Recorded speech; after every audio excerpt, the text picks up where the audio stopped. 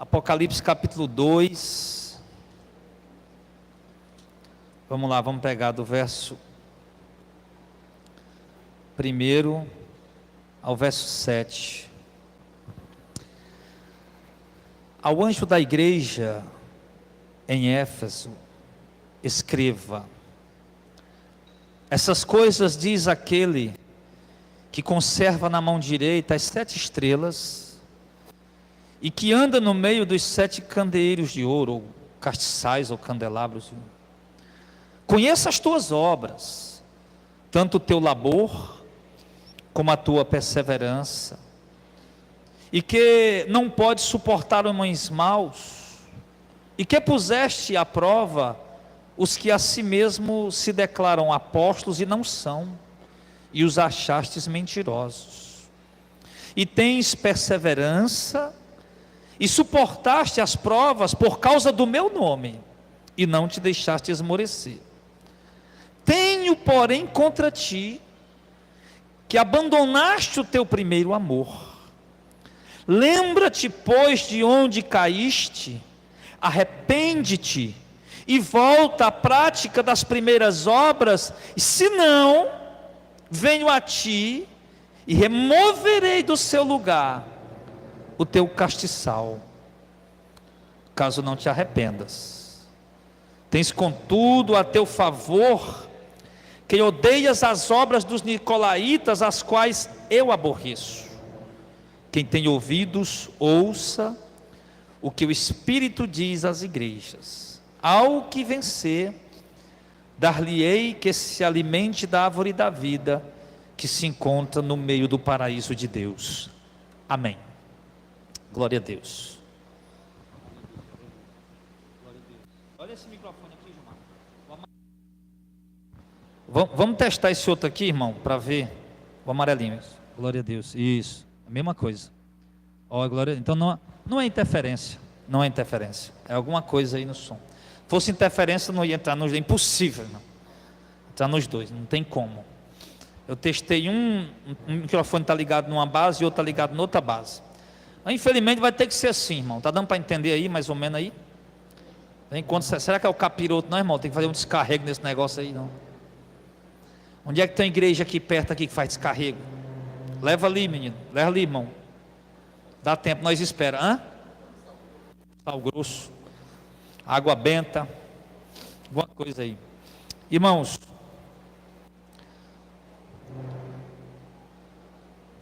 nós estamos observando aqui no texto que nós acabamos de ler.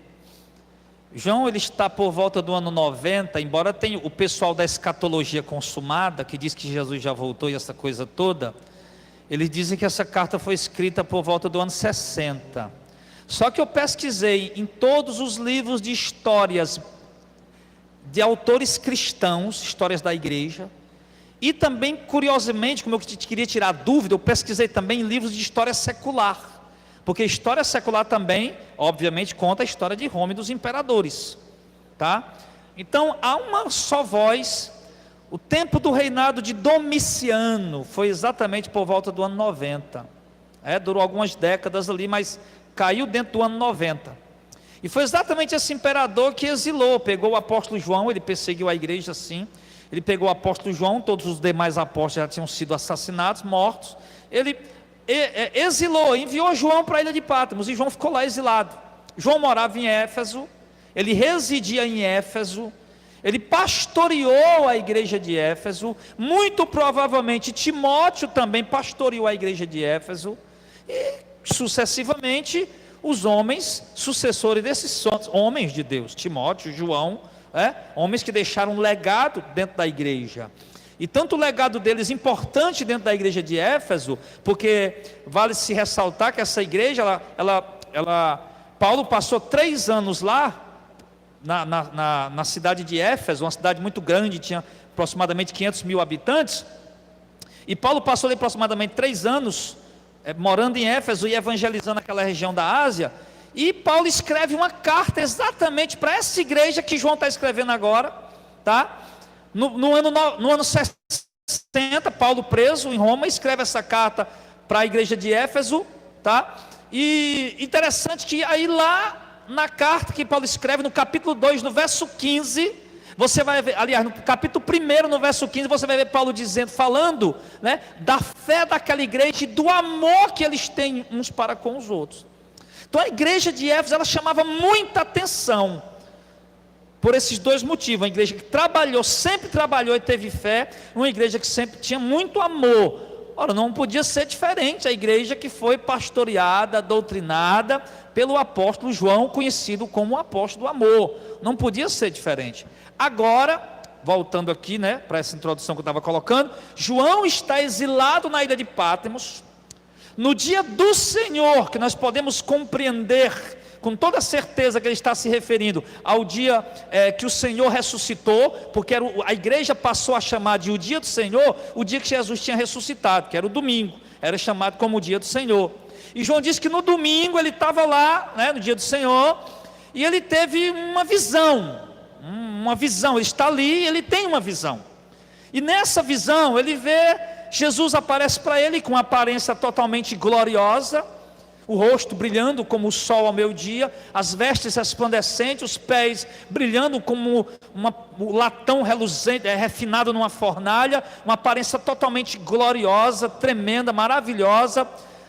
E João tem essa visão e ele escuta uma voz, e a voz de Jesus é uma voz tão estrondosa, tão extraordinária naquele momento. Claro que ele pode falar de várias formas, de várias maneiras. Nesse momento ele falou com uma voz estrondosa, uma voz potente, e João disse que ouviu aquela voz falando com ele, e olhou para ele, e quando viu a glória dele, caiu, desmaiou, perdeu as forças, tão grande era a glória que ele contemplou naquele momento. Aí Jesus disse: João, não tenha medo, não temas, você não precisa ficar preocupado com medo, porque sou eu, é o alfa e o ômega, o primeiro e o último, o princípio e o fim, o que era, o que há de vir, o Todo-Poderoso. Ele se apresentou ali para João dizendo que era ele, e dali ele começou a dizer para João que ele tinha, vamos colocar dessa forma, umas últimas tarefas para ele, que seria escrever esse livro que é tão debatido teologicamente, escatologicamente, né?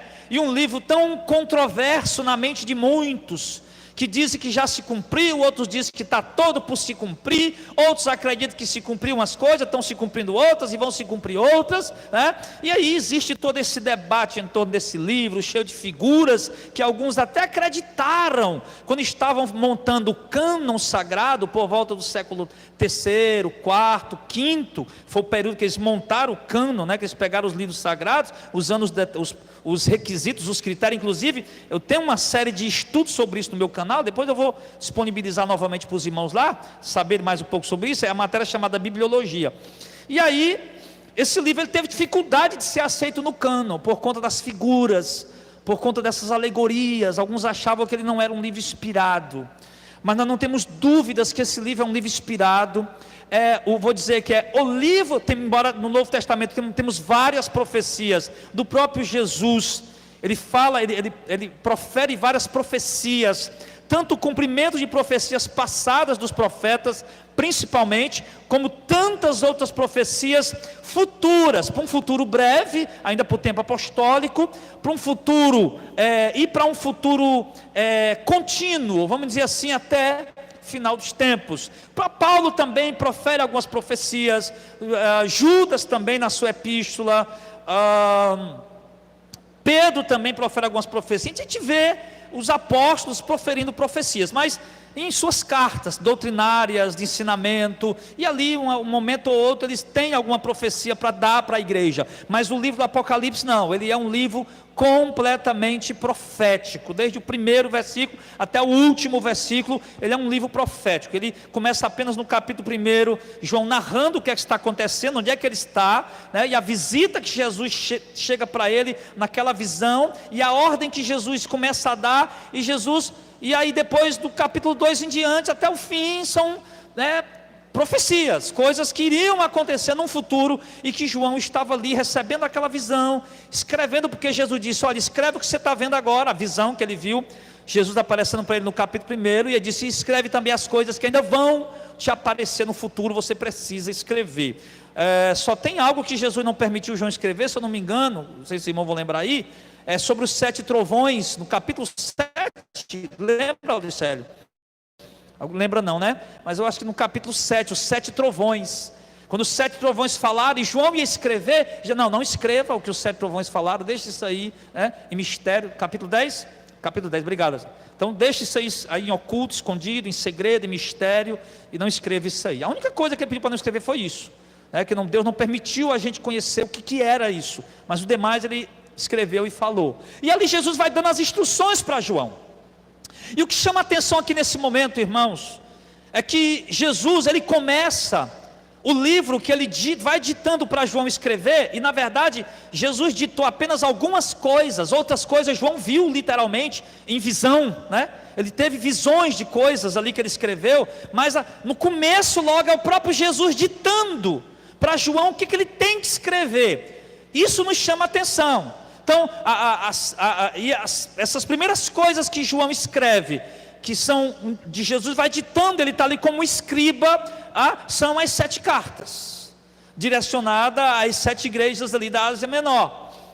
E também outra coisa que chama atenção para nós, tá? Que além de Jesus ditar isso, essas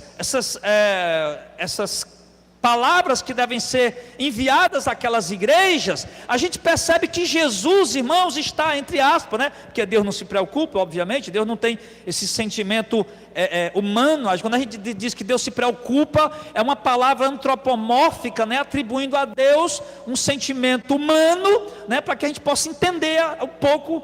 E claro que Deus não se preocupa com nada, irmão. Deus, é soberano, ele já tem tudo sob o controle, tá? Mas ele manda João, a gente vê ali entre aspas Jesus preocupado com as igrejas,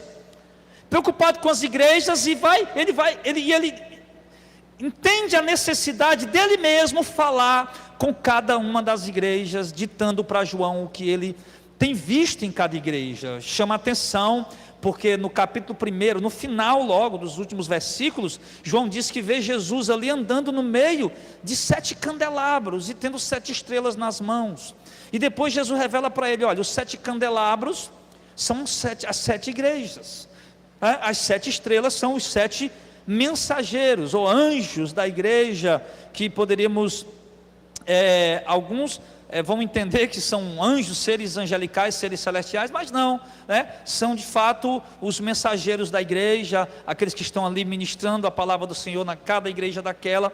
E ele diz, olha, eu tenho esses líderes da igreja, esses ministros da igreja, esses anjos, esses mensageiros, eles estão na palma da minha mão, tá? E também eu estou andando no meio da minha igreja, embora a igreja não esteja percebendo visivelmente, né, fisicamente, mas ele deixa claro, eu estou andando no meio dos 7 candelabros, dos 7 candeeiros. E que 7 candeeiros é esse, Senhor? As 7 igrejas, eu estou andando no meio delas, e obviamente andando no meio delas, né, Jesus usa essa forma de expressão, ele está dizendo que ele está a par, ele está sabendo minuciosamente, criteriosamente, meticulosamente o que está acontecendo em cada igreja. E aqui, querido, a gente já tira uma lição para nós, tá? Que na verdade não era nem isso que eu queria falar hoje, tá? Eu entrei aqui por um rumo que eu não estava nem imaginando em falar. O meu assunto aqui hoje era totalmente diferente, mas e depois eu corto lá e coloco os vídeos, né? 2 pregações num culto só, né? A gente às vezes acontece essas coisas. Mas enfim, então a gente já aprende aqui uma coisa interessante, irmão. É que embora nós não possamos ver Jesus, tem alguém aqui vendo Jesus? Eu não consigo vê-lo aqui. Não consigo ver Jesus, eu não estou vendo Ele. Eu não estou contemplando Ele aqui. Eu estou vendo o Gilmar, estou vendo o pastor Zezinho, os irmãos, mas eu não estou vendo Jesus. Mas será que isso significa que Jesus não está aqui em nosso meio? Será que isso significa que Jesus não está a contemplar e saber o que acontece aqui com esta igreja, Missão de Fé, igreja local, Missão de Fé Fortaleza, Missão de Fé Madalena, Missão de Fé Maracanaú, Missão de Fé online, e a igreja como um todo espalhada pelo Brasil? O fato de Jesus, da igreja não poder ver Jesus, será que isso significa que Jesus não se faz presente e Ele não está contemplando o que acontece? É claro que Ele se faz presente, é claro que Ele contempla, Ele sabe o que está acontecendo dentro da igreja, irmãos, de forma meticulosa, e eu digo mais, de forma muito profunda. Por quê, pastor? Porque, embora eu esteja aqui todos os domingos reunido com vocês, o que eu posso saber do andamento dessa igreja é superficial. E também se eu andasse com vocês todos os dias e colocasse uma câmera na casa de cada um de vocês, e você soubesse, irmão, vou colocar uma câmera na tua casa para mim olhar a tua vida aí durante 30 dias, tá? Então eu ia apenas ver, enxergar superficial. Só que Jesus aqui, queridos, ele vai falar para João, ele vai ditar para João coisas que estão acontecendo dentro da igreja, sim, em dois âmbitos importantíssimos. Tanto no âmbito superficial, no âmbito externo, naquilo que todo mundo pode olhar e pode ver, e pode enxergar e pode perceber, tá? Tanto coletivamente como individual. Ele olhava a igreja coletiva, a igreja reunida, as atividades da igreja, tá? E ele olhava também para a igreja, quando ele diz, né, eu conheço as tuas obras, ele olhava a igreja de uma forma coletiva. E olhava também para a igreja de uma forma particular, individual, ou seja, cada crente em particular, o que é que os crentes andavam fazendo, por onde eles andavam, o que eles andavam falando, o que eles andavam, como eles andavam vivendo. Mas também, estamos chegando lá, mas também ele olhava para a igreja, queridos, de uma forma interior, de um modo subjetivo, ou seja, subjetivo interior, individual, particular do indivíduo. Subjetividade quer dizer isso, particular de cada indivíduo. Então Jesus olhava para a igreja, ele via ela por fora, superficialmente, a vida coletiva, como a igreja trabalhava, como a igreja cuidava uns dos outros, como a igreja assistia uns aos outros, como os irmãos trabalhavam, evangelizavam, ia para aqui, ia para lá, como os obreiros serviam, trabalhavam, como os pregadores pregavam. Jesus olhava dessa forma, e olhava também a vida de cada um em particular, individual, no dia a dia, e olhava também no interior de cada indivíduo que compunha aquela igreja. Ou seja, vocês estão entendendo o que eu estou falando, amém? Então eu acho que, é claro que é preciso eu aplicar, mas eu mesmo, para mim, eu já pregando aqui, na minha mente já estou aplicando ao mesmo tempo, mesmo sem aplicar ainda, porque eu sei que vocês estão ligados no mesmo espírito, e vocês também estão compreendendo, né, o que está nas entrelinhas dessas palavras. Mas o certo, querido, é que nós precisamos entender uma coisa, que Jesus conheceu o individual dos crentes quando ele disse, o interior quando ele disse, mas falou de muitas coisas boas que a igreja está falando, a questão superficial, a física, aparente, mas depois falou também, mas eu tenho contra ti algo, que tu deixaste o teu primeiro amor. Isso, querido, nos chama muita atenção, para nós refletirmos aqui esta noite. Essa tem sido a minha preocupação nesse começo de ano. O Senhor tem assentado em meu coração uma preocupação, de modo que eu tenho falado em quase todos os cultos agora recentes. O Gilmar esteve comigo ontem lá, foi, Gilmar? Nós viemos junto ontem, esteve comigo hoje de manhã aqui também, está comigo agora hoje de noite também aqui. O Gilmar tem percebido que eu tenho falado, não propriamente as mesmas palavras, mas o mesmo assunto, o mesmo tema, mesmo com outros textos, com outras passagens bíblicas, com outros argumentos, mas apresentando uma preocupação, irmão, que eu creio que não vem de mim propriamente, que eu creio que vem do próprio Deus, que eu creio que vem do próprio Senhor. É como se eu pudesse dizer para vocês aqui, irmãos, Deus está, entre aspas, preocupado conosco. Deus está preocupado com esta igreja coletivamente falando, Deus está preocupado com a sua vida em particular, individualmente falando. Deus está preocupado, porque Ele continua, Ele se apresenta aqui para a igreja, Ele diz, olha, escreve isso aqui para a igreja de Éfeso, e quem está dizendo isso é aquele que anda no meio dos 7 castiçais, e aquele que tem as 7 estrelas, ou seja, Deus está apresentando, dizendo, olha, eu estou andando no meio de vocês, e depois Ele diz, e eu conheço as tuas obras, e não conheço apenas as tuas obras, eu conheço a tua motivação, que está dentro do teu coração, que passa na tua mente. O salmista diz que Deus é um Deus que nos sonda. Tem uma música, acho que de um padre, né, que a igreja evangélica cantou com uma música muito bonita, que diz assim: Senhor, eu sei que tu me sondas, né? Sei também que me conheces. Isso é um salmo de Davi. Se me assento ou me levanto, conhece meus pensamentos, quer deitado ou quer andando, sabe todos os meus passos, ainda que haja em mim palavras. Ou seja, como Davi diz, Senhor, tu conhece minhas palavras. Quando Davi está falando esse salmo, Davi diz, Senhor, tu me sondas, tu me conhece intimamente, profundamente, ainda melhor do que eu. Antes mesmo de eu pensar alguma coisa, de a palavra chegar à minha boca, o Senhor já sabe que eu ia falar aquilo. Deus nos conhece, irmão, de uma forma tão profunda. Deus nos conhece de uma forma tão íntima, tão pessoal, que se nós tivéssemos fé e convicção disso, meu irmão, nós teríamos vergonha de muitas coisas que a gente pensa, ter vergonha de Deus. Deus me livre de pregar uma mensagem aqui para colocar medo em vocês. Esse ministério não trabalha dessa maneira. Muito pelo contrário, a minha intenção aqui hoje é o contrário, não é colocar medo. Sempre às vezes eu falo com os pastores da faculdade, eu vi pastor falando assim, rapaz, a gente tem que descer o pau mesmo, tem que pregar duro mesmo, porque a gente prega duro, os crentes ainda se desmantelam, imagina se a gente der folga. Eu falei, pastor, me perdoe, mas eu acho assim, eu acho que o medo, ele leva a pessoa a temer apenas por um tempo, por um momento.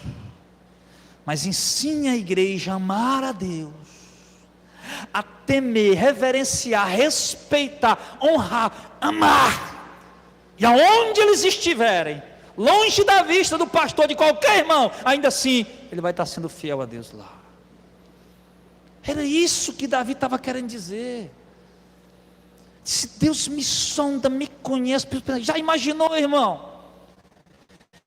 Se eu, um pecador pior do que você, pudesse saber o que é que está passando na sua mente aí agora, pudesse saber o que é que você pensa no seu dia a dia,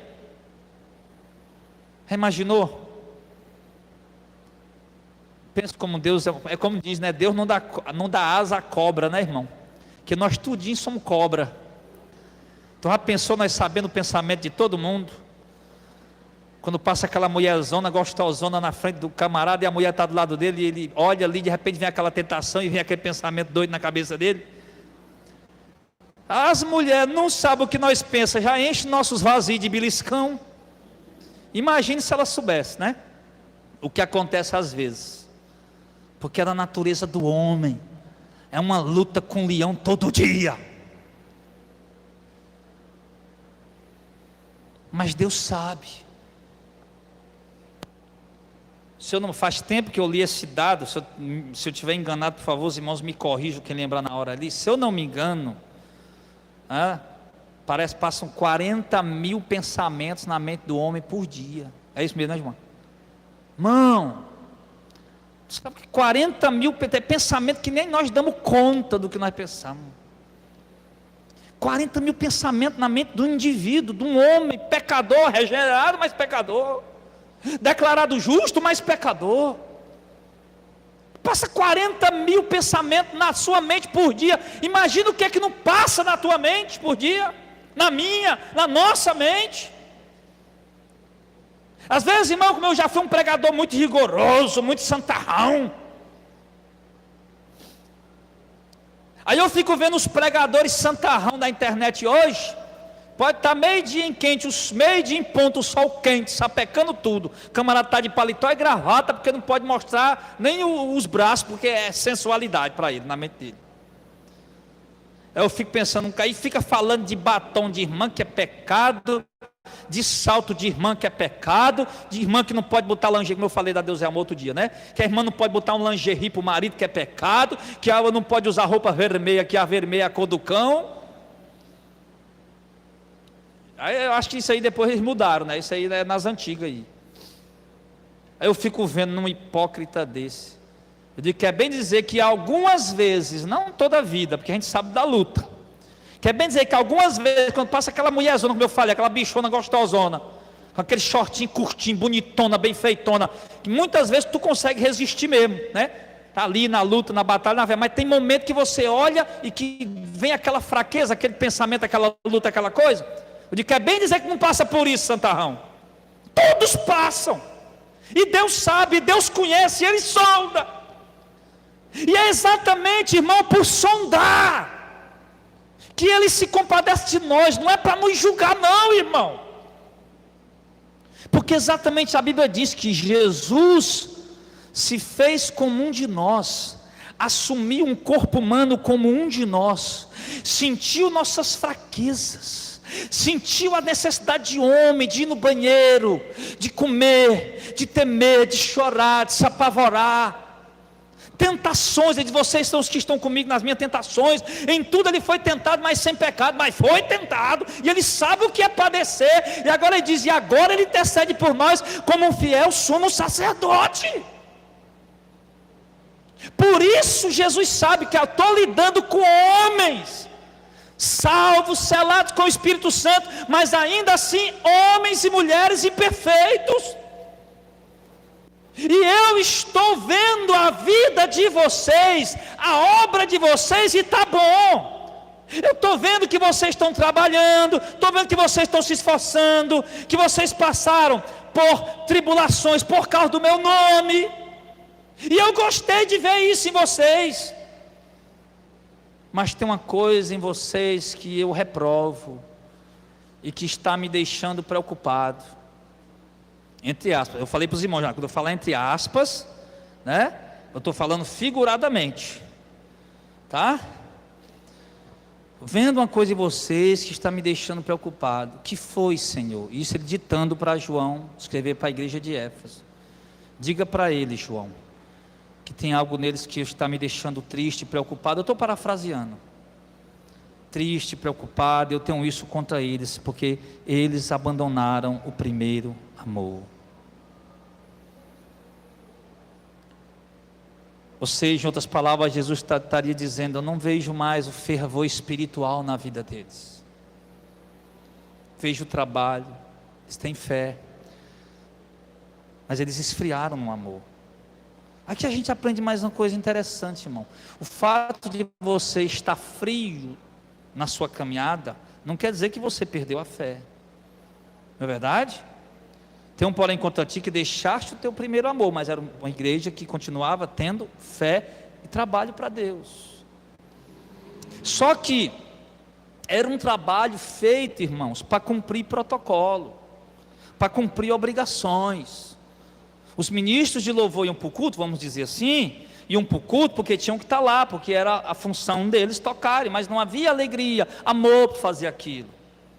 Os ministros de louvor que cantavam, iam para o culto para cantar, para louvar, para adorar, e iam para cumprir a obrigação, mas não iam com amor, com alegria, iam porque era o trabalho deles, na obra, a função deles. Os irmãos iam para o culto no domingo de manhã, no domingo à noite, na semana, iam, mas eles iam para cumprir o protocolo, para cumprir as obrigações religiosas. Eles não iam com amor, com alegria, com fervor no coração. Vou para o culto, eu vou louvar, eu vou adorar, eu vou ouvir a palavra de Deus, que maravilha. Não, o povo estava frio.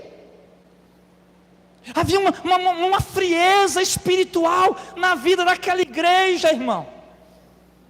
E é exatamente isso, queridos, que nós estamos vendo na igreja de hoje. Como eu disse, eu olho para vocês aqui, eu vejo os olhos, eu vejo o rosto, Mas Jesus vê o coração. E as pessoas que estão aqui esta noite, pode ter certeza, querido, de muitos que eu estou aqui olhando, que eu não faço ideia, mas estão frios espiritualmente. E precisam ser renovados. Precisam ser reavivados. Precisam ser fortalecidos.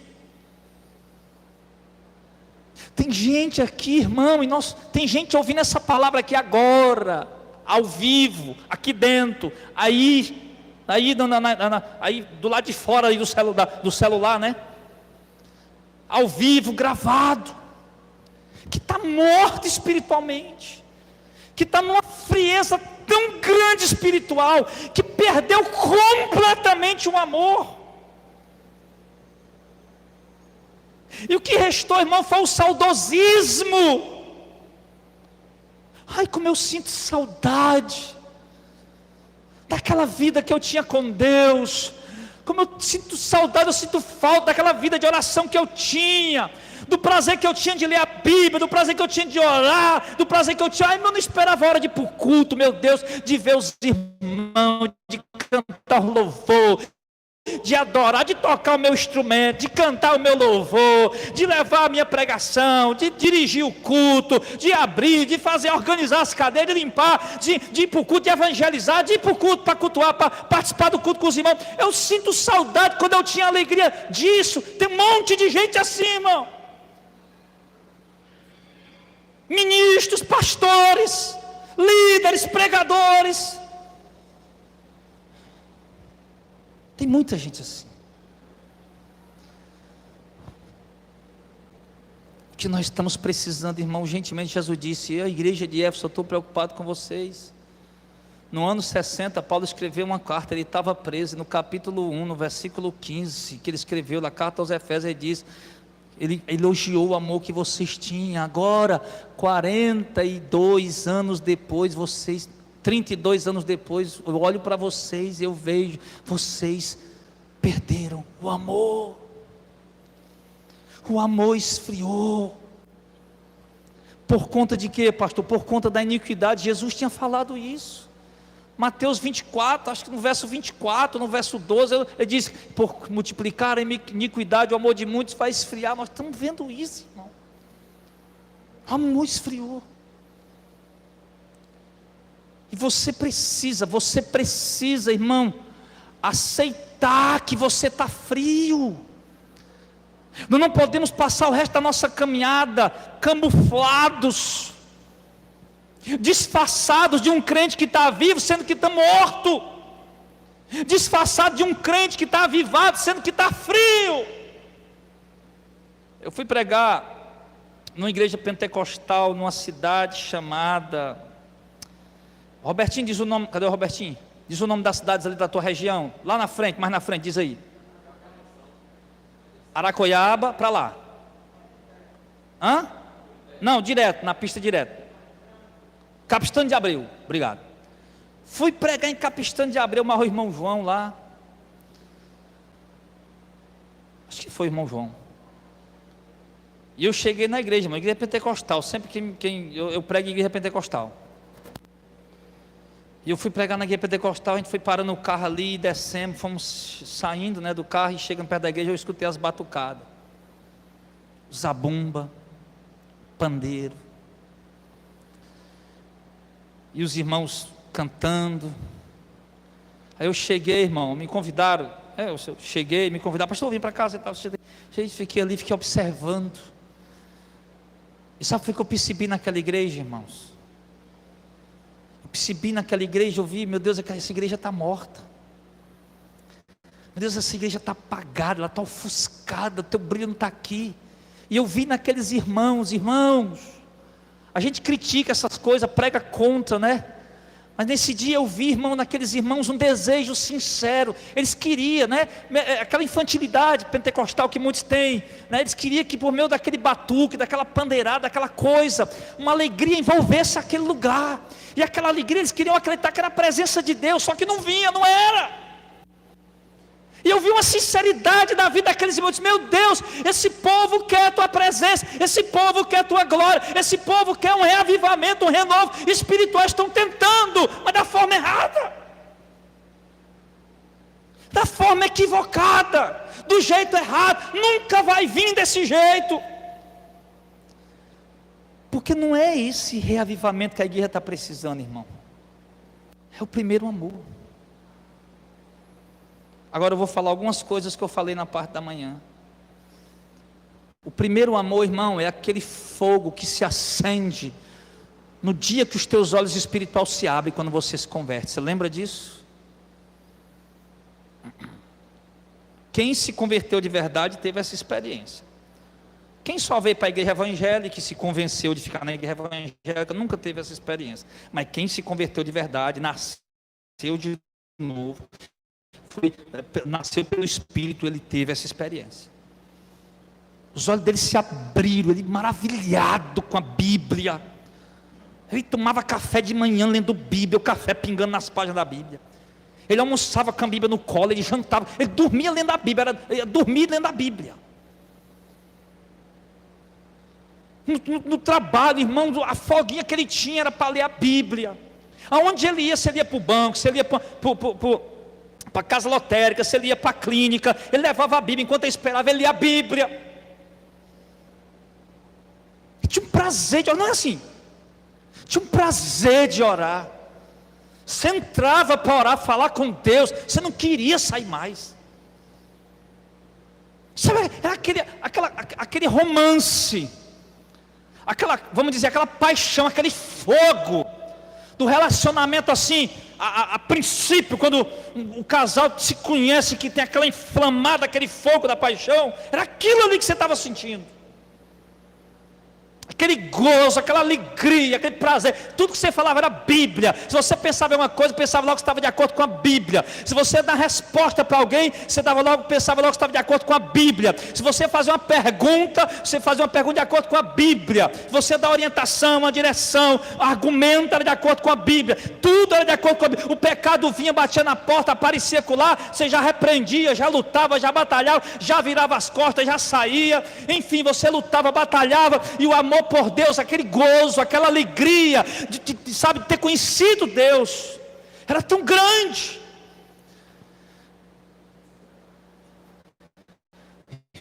Os anos foi passando e a igreja foi perdendo isso. E nós não podemos, irmãos, ser orgulhosos de tentar fazer teatro.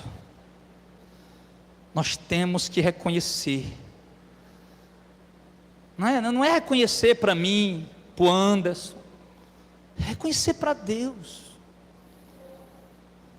Chegar para Deus, faça isso, pelo amor de Deus, irmão. Isso aqui é uma pregação de um pastor que está desesperado pelo rebanho, pela igreja. Não é por dinheiro. O pastor está desesperado, quer ver a igreja com um avivamento, um renovo espiritual verdadeiro, irmão. Eu creio que eu estou aqui, irmão, sendo apenas um porta-voz de Deus para nós hoje.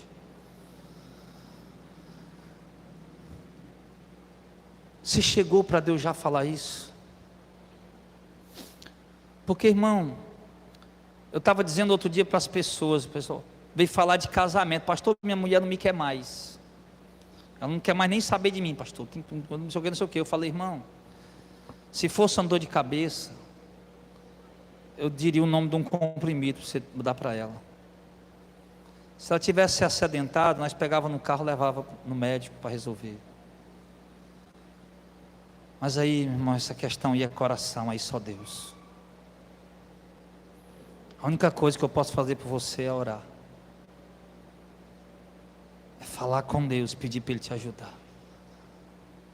Da mesma maneira é o renovo espiritual que você está precisando.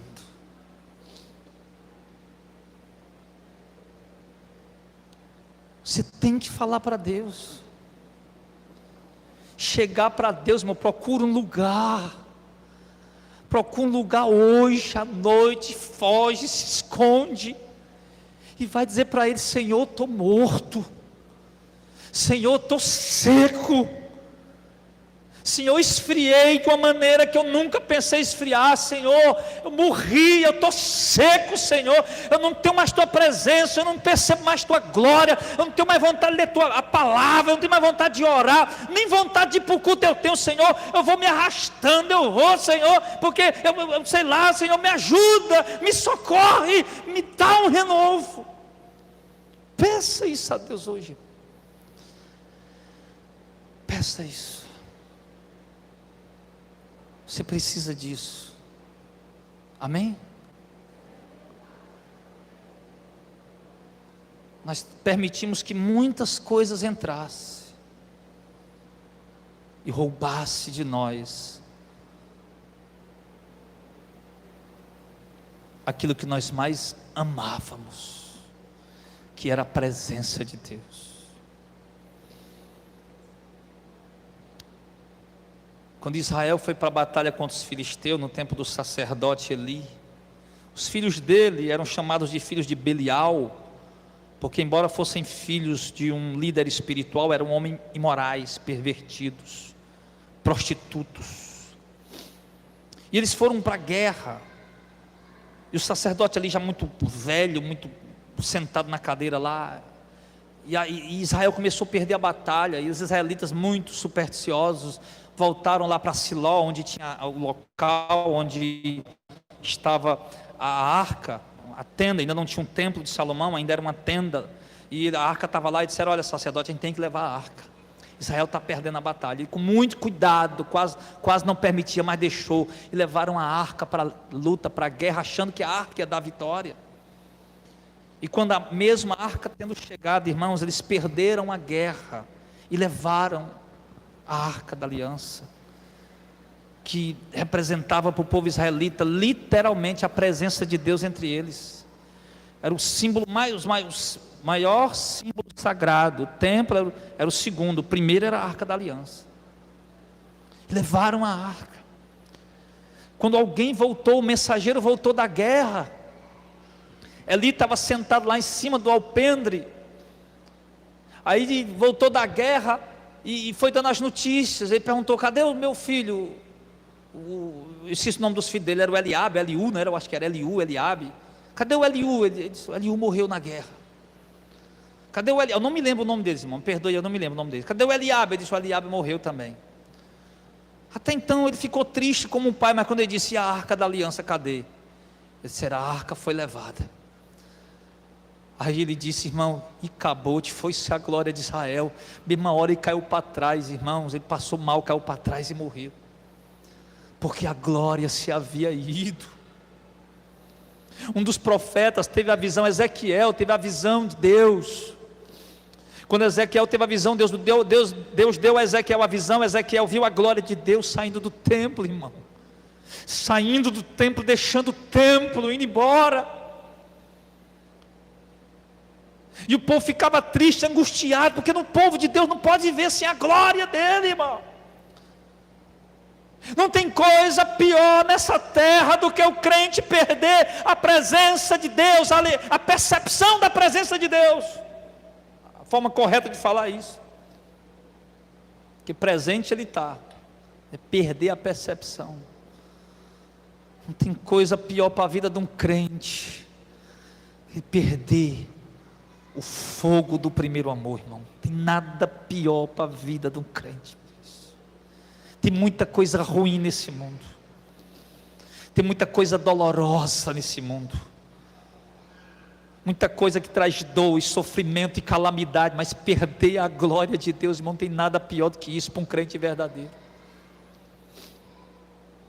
Eu digo isso, irmão, com convicção, porque quando eu olho para mulheres e homens sendo levados para a arena do Coliseu, para serem mortos, e eles tinham uma oportunidade antes. Eu me lembro da Perpétua e os escritores que eu li, eles confundiram. Uma hora ele disse que a Perpétua era escrava da felicidade, a felicidade era escrava da Perpétua. Mas tinha uma jovem chamada Perpétua, e outra chamada Felicidade. E essa Perpétua, ela havia tinha parido, tinha ganhado um neném, bebê. E o filho dela estava em casa, ela foi presa por ser cristã. E o pai dela foi lá tentar convencer: minha filha, você precisa negar, você precisa renunciar. Teu filho está em casa, você tem que voltar para ele precisa de você. Volte por mim. Não posso, pai. Volte pela sua mãe, não posso. Pai, volte pelo seu filho. Não posso, pai. Eu não posso negar o meu Senhor, não posso. Aquela mulher, irmãos, ela foi para a arena do Coliseu. E nesse dia, eles sempre soltavam, uma feita era leões, o espetáculo tinha que ser diferente. E outro dia era touros, outro dia eram cães. E aquela mulher, irmão, no dia que ela foi, tinha touros na arena. E ela foi marrada, chifrada pelos touros, pisoteada pelos touros. E quando sempre o carrasco ia, ela de joelhos pegou a espada do carrasco e colocou no pescoço dela. Que dor maior do que essa, ser pisado por um touro, ser chifrado por um touro, ter uma espada atravessada na garganta, no peito, no coração, e ainda assim preferir isso do que perder a glória de Deus, a percepção da presença de Deus, irmão.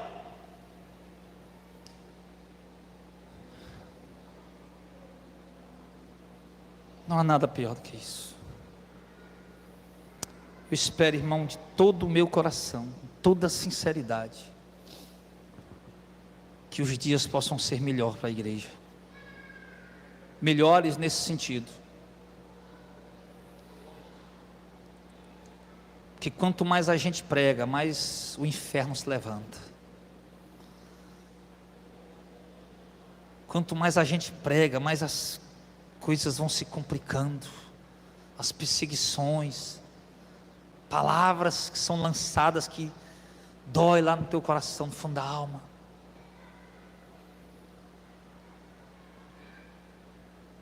Mas eu espero que os dias sejam melhores para a igreja nesse sentido.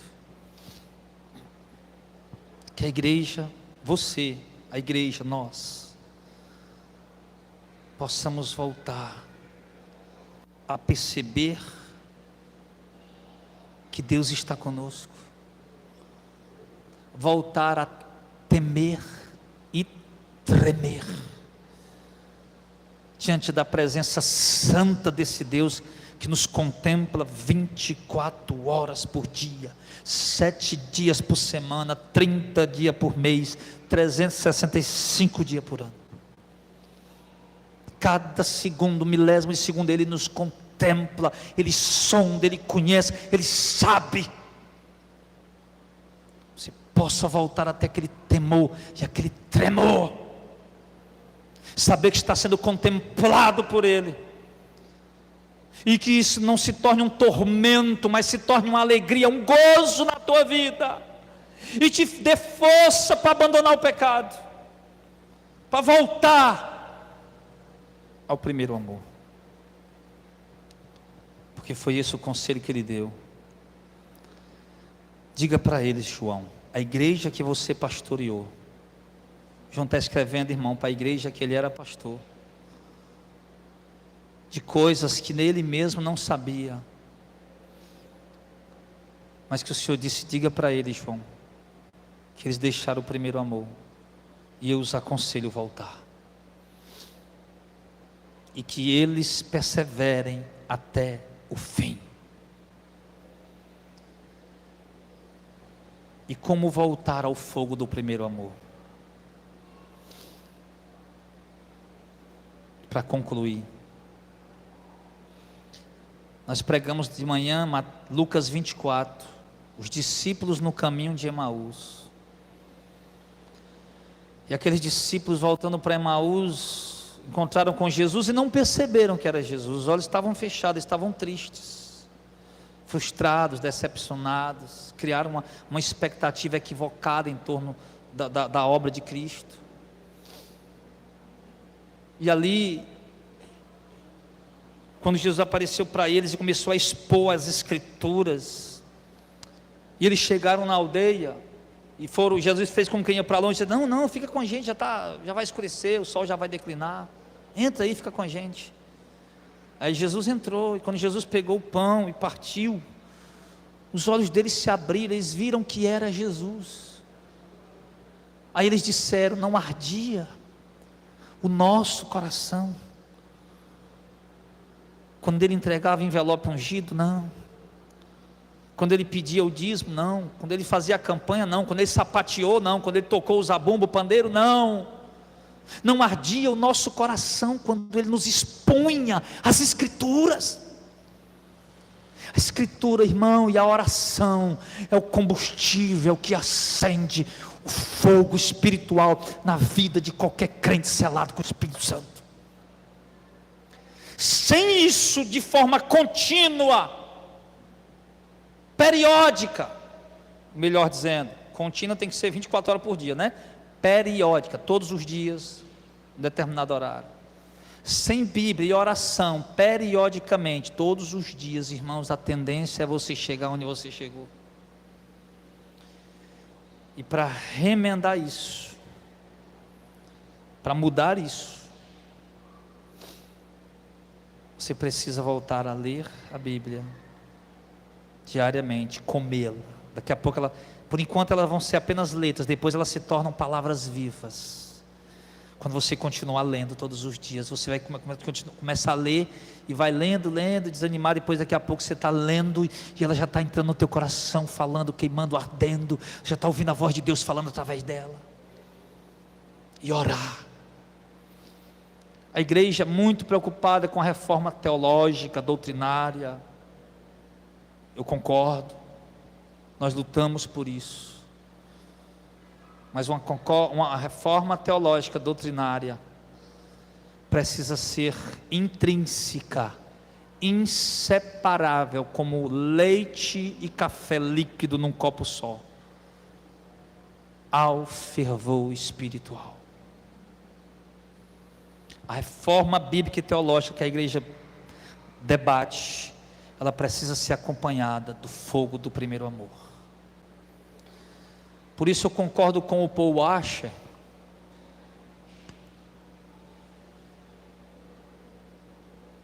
quando ele fala para os jovens pregadores, porque hoje todo mundo quer estar na mídia, todo mundo tem um Facebook, um YouTube, é fácil, você vai lá, faz e já está ao vivo para todo mundo ver.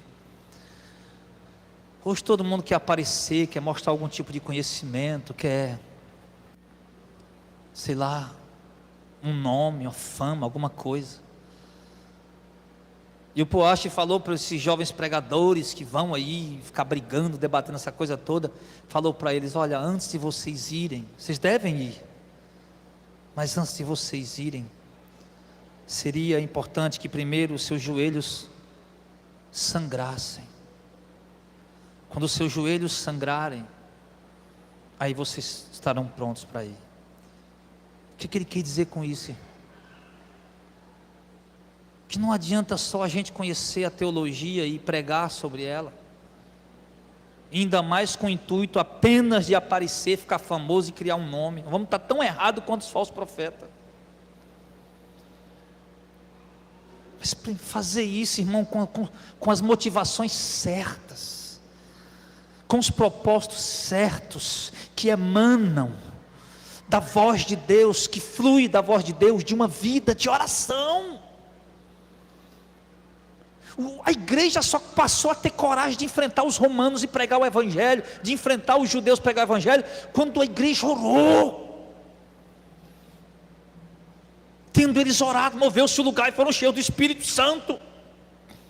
Quando a igreja orou e foi renovada, cheia do Espírito Santo, eles receberam autoridade, força, poder, graça para ir. Eles não queriam apenas um holofote, um nome na mídia, um canal grande. Eles tinham um propósito, uma motivação: levar o evangelho. resgatar vidas, ganhar almas, como se diz, anunciar o Cristo, o Messias. Era isso que eles queriam. E é isso o nosso desafio, irmão, para 2021. Pandemia, novas formas do corona vão surgindo, mais de 1.800.000 pessoas mortas, está já beirando já 1 bilhão de pessoas infectadas, quase, né? Falta bastante, mas como está indo. Aliás, perdão, irmão, beirando, mais de 80 milhões de infectados. No Brasil são mais de 7 milhões, no mundo são mais de 80 milhões. Beirando 100 milhões de infectados. Uma igreja fria, igreja morna, falso profeta surgindo toda hora. Igrejas começam abrindo em toda esquina.